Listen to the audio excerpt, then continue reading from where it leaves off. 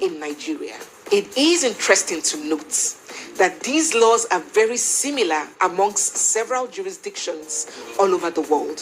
So listen very keenly, watch till the end, and do not skip any parts. You'll thank me later. The law would only grant a divorce if it is proven that that marriage has broken down irretrievably. And there are 8 factors that would allow the court to come to the conclusion that a marriage has indeed broken down irretrievably.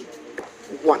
A willful and persistent refusal to consummate the marriage. A willful and persistent refusal to consummate the marriage. A court would grant a divorce request when one party to a marriage refuses to consummate the marriage. Now you may ask, what is consummation? Because a lot of people have a false idea of what consummation is. Consummation is not the everyday sexual intercourse that a man and wife has.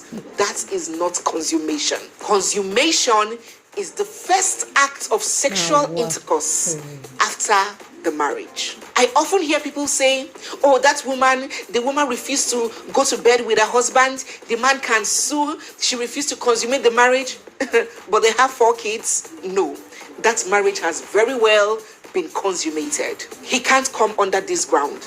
Once a man and a woman has had sex after marriage, that marriage has been consummated. What this ground for divorce means is that since the marriage began, the couple has never had sex because one party is making sure that it doesn't happen. And trust me, these things happen a lot in the society.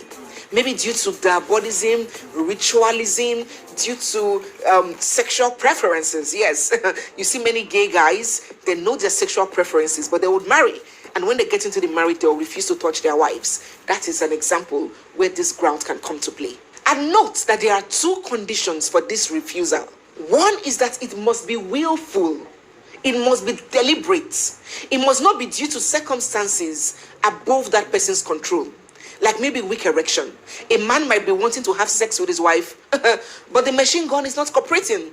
That cannot come under this ground because that was not willful. Or maybe due to ill health or distance.